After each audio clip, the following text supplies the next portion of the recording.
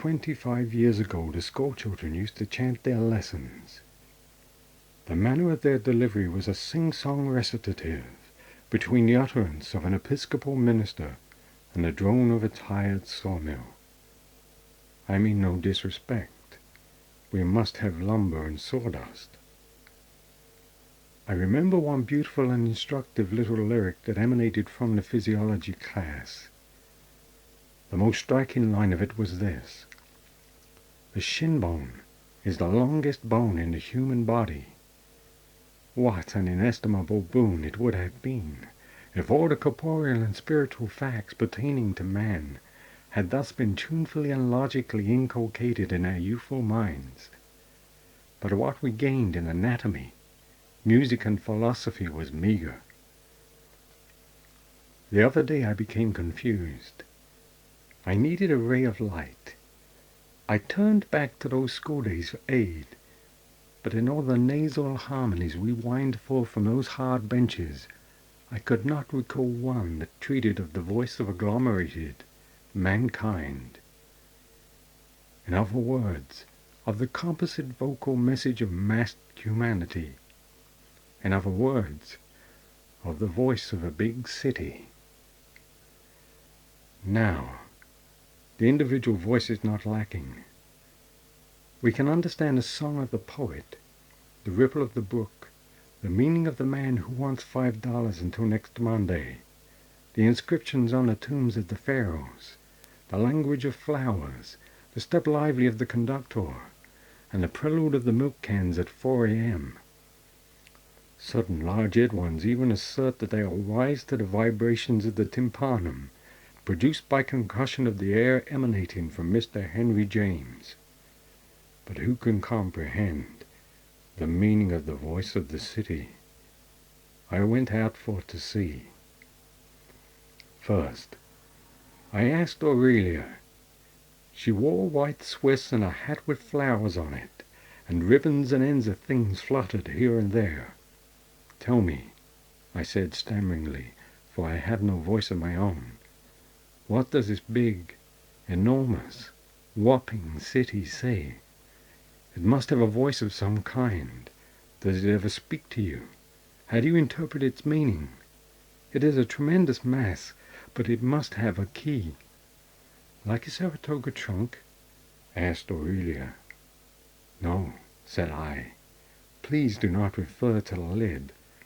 I have a fancy that every city has a voice. Each one has something to say to one who can hear it. What does the big one say to you?" "All cities," said Aurelia judicially, "say the same thing. When they get through saying it, there is an echo from Philadelphia, so they are unanimous." "Here are 4 million people," said I scholastically, "compressed upon an island, which is mostly land surrounded by Wall Street water. The conjunction of so many units into so small a space must result in an identity, or rather, a homogeneity that finds its oral expression through a common channel. It is, as you might say, a consensus of translation, concentrating in a crystallized general idea which reveals itself in what may be termed the voice of the city. Can you tell me what it is?" Aurelia smiled wonderfully. She sat on a high stoop. A spray of insolent ivy bobbed against her right ear. A ray of impudent moonlight flickered upon her nose. But I was adamant, nickel-plated. "I must go and find out," I said. "What is the voice of this city? Other cities have voices. It is an assignment. I must have it.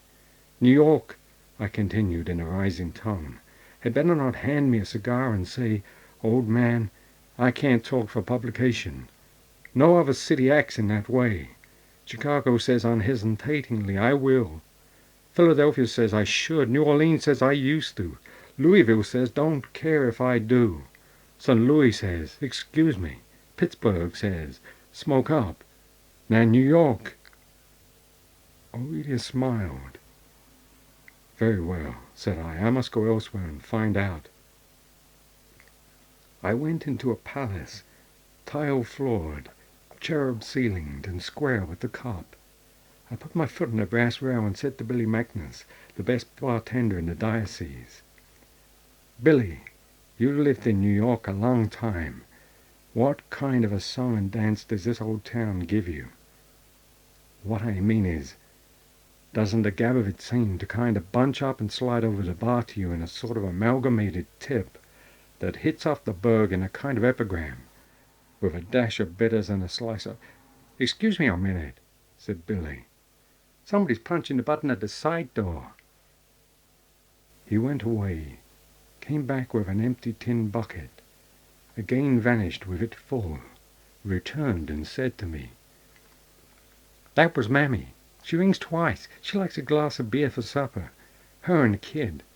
If you ever saw that little skeesicks of mine brace up in his high chair and take his beer. But say, what was yours? I get kind of excited when I hear them two rings. Was it a baseball score or gin fizz you asked for?" "Ginger ale," I answered. I walked up to Broadway. I saw a cop on the corner. The cops take kids up, women across, and men in. I went up to him. "If I'm not exceeding the spill limit," I said, "let me ask you, do you see New York during its vocative hours? It is the function of you and your brother cops to preserve the acoustics of the city. There must be a civic voice that is intelligible to you. At night during your lonely rounds you must have heard it. What is the epitome of its turmoil and shouting? What does the city say to you?" "Friend," said the policeman, spinning his club, "it don't say nothing. I get my orders from the man higher up. Say, I guess you're all right. Stand here for a few minutes and keep your eye open for the roundsman." The cop melted into the darkness of the side street. In 10 minutes he had returned. "Married last Tuesday," he said gruffly. "You know how they are.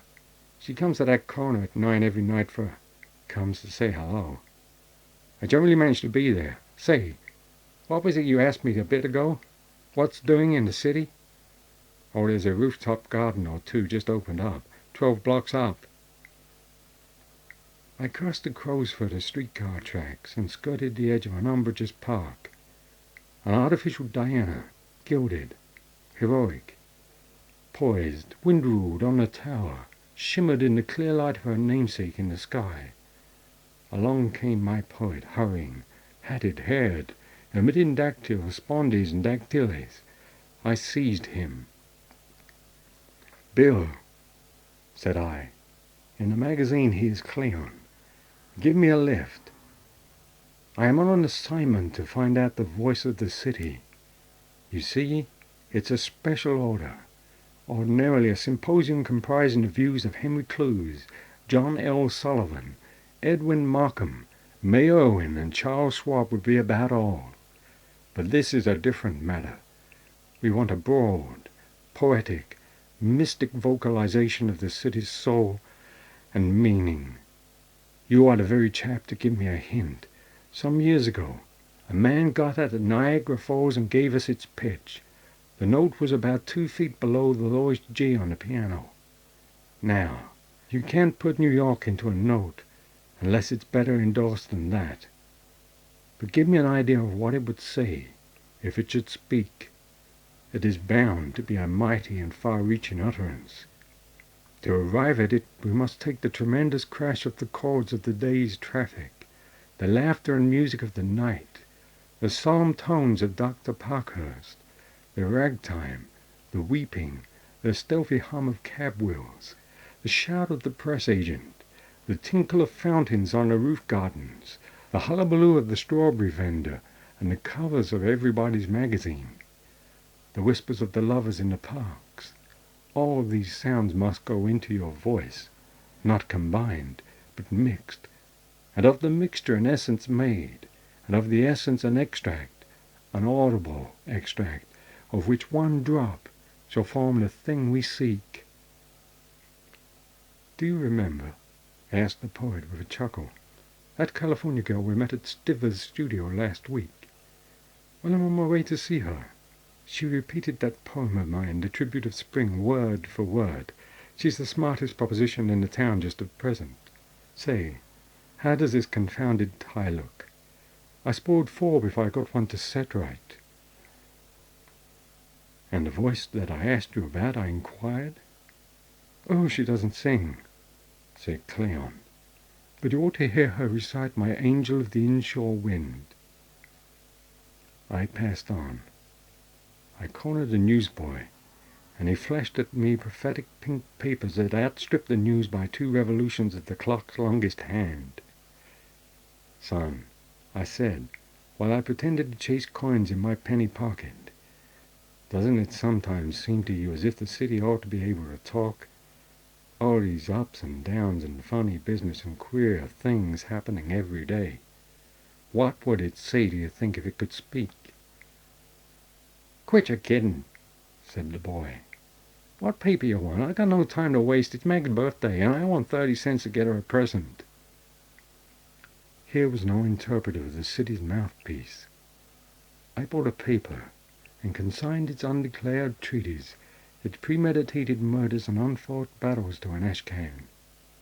Again I repaired to the park and sat in the moonshade. I thought, and wondered why none could tell me what I asked for. And then, as swift as light from a fixed star, the answer came to me. I arose and hurried as so many reasons must back around my circle.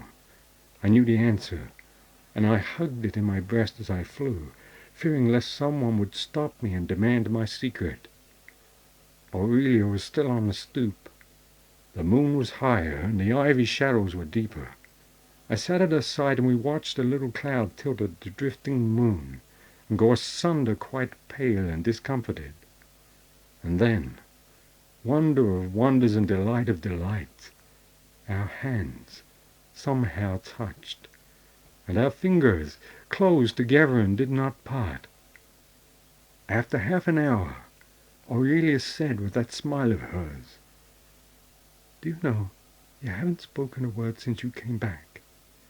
"That," said I, nodding wisely, "is the voice of the city.